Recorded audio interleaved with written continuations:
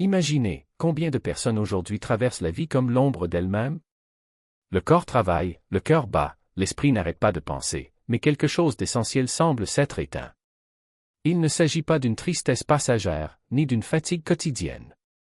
C'est quelque chose de plus profond, une sorte d'anesthésie de l'âme qui nous fait observer notre propre existence comme des spectateurs lointains, derrière une vitre épaisse. Vous vous réveillez, faites vos tâches, parlez, mangez, travaillez, mais au fond, vous savez qu'il manque quelque chose. Comme si celui qui porte son nom n'était qu'une coquille vide, un mannequin de ventriloque répétant des mouvements sans vie. Et pourquoi cela arrive-t-il? Ce n'est pas votre faute, ni les circonstances. Le problème réside dans la façon dont on nous a appris à nous voir et à voir le monde. Dès notre plus jeune âge, on nous vend l'idée que nous sommes des êtres isolés, des égaux piégés dans des corps, séparés de tout et de tous. Nous apprenons à nous considérer comme des observateurs extérieurs, comme si nous avions été jetés dans un univers étrange, sans réel lien avec lui. Mais cette illusion de séparation est un mensonge qui nous empoisonne. La vérité est que nous ne sommes pas des morceaux d'existence. Nous en faisons partie, comme les vagues font partie de la mer, comme les feuilles font partie de l'arbre. Nous ne sommes pas venus au monde, nous sommes venus du monde. L'univers ne nous arrive pas, nous sommes l'univers qui se passe. Mais on oublie ça.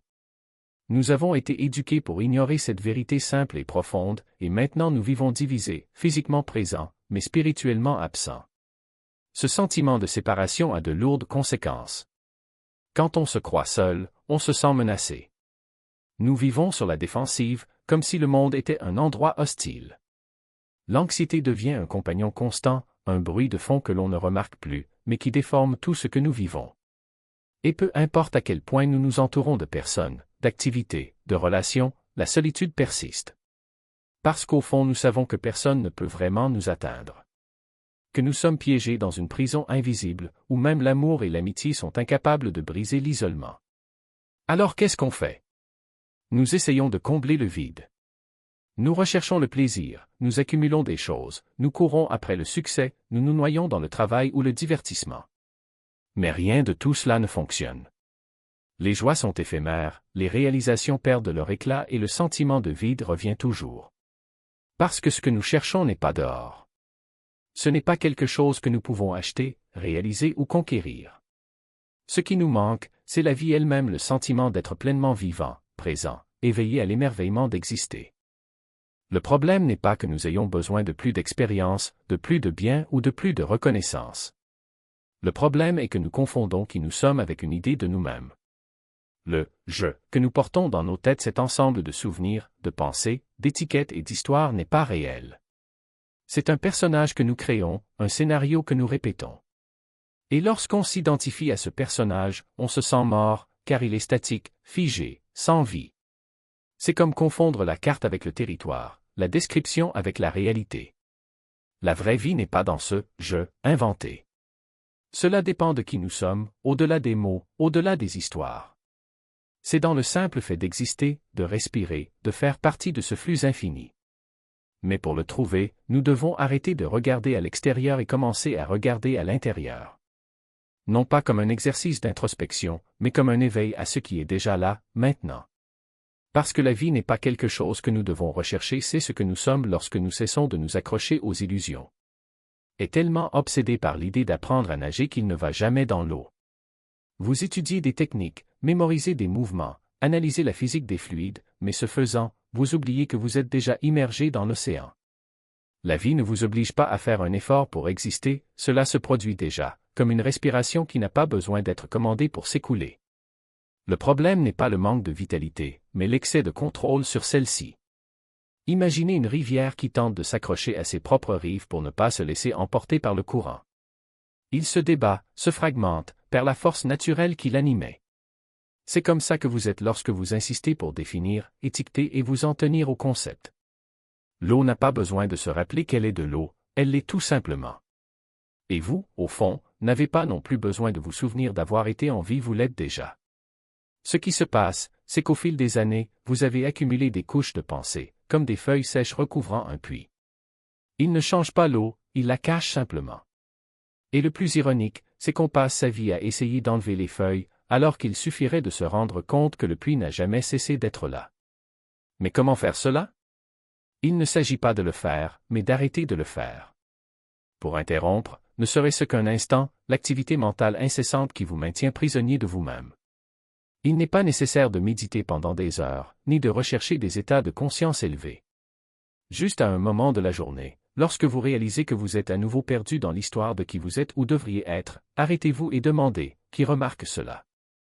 Non pas comme une question intellectuelle, mais comme une invitation à ressentir réellement ce qui se cache derrière les mots. Il ne s'agit pas de trouver une réponse, mais de réaliser que la question elle-même est une distraction parce que la vie n'est pas dans ce que vous pensez, mais dans ce que vous êtes pendant que vous pensez. Et quand cette prise de conscience se fait jour, ne serait-ce que pour une seconde, quelque chose change. Il ne s'agit pas d'une grande transformation, mais d'une légèreté, comme si un poids invisible était soulevé. Vous réalisez que, depuis le début, vous portez une valise pleine de pierres vos idées sur vous-même, votre culpabilité, vos attentes et que vous n'en avez jamais eu besoin pour marcher. La valise n'était pas son identité, c'était juste une habitude. Et les habitudes peuvent être abandonnées, non pas par la force, mais par l'oubli. Vous vous en détournez simplement, comme vous vous distrayez d'une chanson jouée en fond sonore et, tout à coup, vous réalisez que vous ne l'entendez plus. Cela ne veut pas dire que les pensées disparaîtront. Ils continueront à émerger, comme des vagues dans la mer.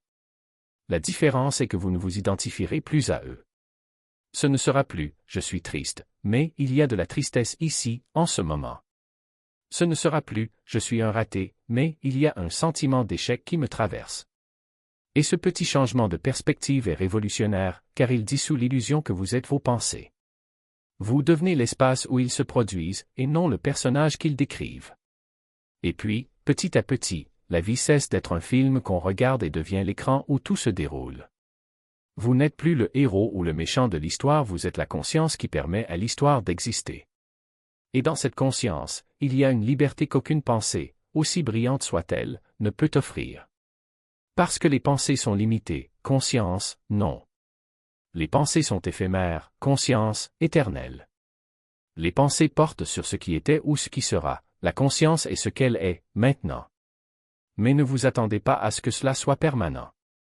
Il y aura des moments où vous vous perdrez à nouveau, où l'ancienne identification au « je » mental reviendra, comme une habitude qui insiste pour réapparaître. Et ça va. Ce n'est pas un échec, c'est juste le mouvement naturel de l'esprit. L'important n'est pas de ne plus jamais se perdre, mais de remarquer de plus en plus vite quand cela se produit. Parce que chaque fois que vous revenez, c'est comme si vous vous réveilliez d'un rêve, et, petit à petit, le rêve perd son pouvoir de tromperie. Et voici le secret, vous n'êtes pas obligé de devenir quelqu'un de nouveau. Vous avez juste besoin de vous rappeler ce que vous avez toujours été. Il ne s'agit pas d'un voyage loin de soi, mais d'un retour à ce qui n'a jamais été ailleurs.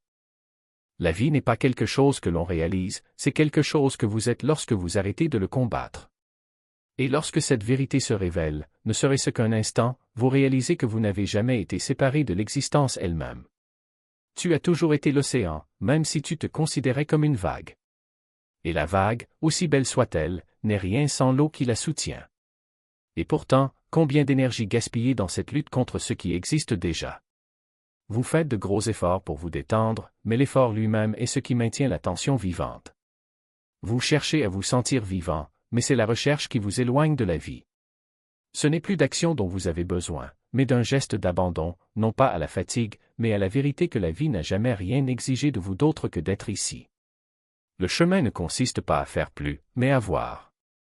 En voyant comment vous tissez vous-même l'illusion de la séparation, comment chaque tentative de contrôler l'expérience ne fait que renforcer le sentiment d'être piégé. Et lorsque cette vision s'approfondit, quelque chose d'extraordinaire se produit, le motif se dissout tout seul, comme une corde qui se défait lorsqu'on réalise qu'il n'a jamais été un serpent. Ce qui reste n'est pas un vide, mais la présence qui a toujours été là, silencieuse, immobile, indéniable. Les maîtres anciens ne parlaient pas de l'illumination comme d'un accomplissement, mais comme d'une reconnaissance. Ce n'est pas que vous deveniez quelque chose de nouveau, c'est que tu réalises que tu n'as jamais cessé d'être ce que tu as toujours été. La mort que vous ressentez n'est pas réelle, c'est juste l'ombre d'une idée, l'illusion que vous êtes un fragment isolé dans un univers indifférent. Mais quand cette idée s'effondre, quand vous voyez que vous n'avez jamais été séparé de la vie qui palpite dans chaque respiration, dans chaque battement de cœur, dans chaque feuille qui bouge dans le vent, la question de savoir pourquoi vous vous sentez mort perd son sens. Vous n'étiez pas mort, vous dormiez simplement dans votre propre histoire. Et le réveil n'est pas un grand événement. C'est un instant de clarté, un moment où vous lâchez le poids d'être quelqu'un et découvrez que vous êtes déjà tout ce dont vous avez besoin pour être. Ce n'est pas une transformation, mais un souvenir. Ce n'est pas une arrivée, mais un retour. Vous n'avez pas besoin de devenir vivant, vous avez juste besoin d'arrêter de croire que vous ne l'êtes pas. Alors je vous demande, que se passe-t-il lorsque vous arrêtez de vous battre? Quand arrêtez-vous de vous accrocher à celui que vous pensez devoir être et vous autorisez-vous simplement à être? Non pas comme concept, non pas comme identité, mais comme vie elle-même se manifestant ici, maintenant, sans intermédiaire? Ce que vous trouvez n'est pas une théorie, ni une promesse, mais la réalité brute et vibrante de l'être, quelque chose de si simple qu'il était toujours sous vos yeux, de si évident que vous n'avez jamais eu besoin de le chercher. La mort que vous craignez n'était pas la vôtre. C'était juste le bruit de l'esprit, l'écho d'une croyance ancienne. Et lorsque ce bruit cesse, ce qui reste, c'est la vie, non pas comme quelque chose à réaliser, mais comme le sol sous vos pieds, l'air dans vos poumons, la lumière qui touche votre peau. Vous n'êtes pas obligé de croire cela. Regardez. Soyez simplement ici. Et alors, peut-être découvrirez-vous que vous n'êtes jamais allé ailleurs.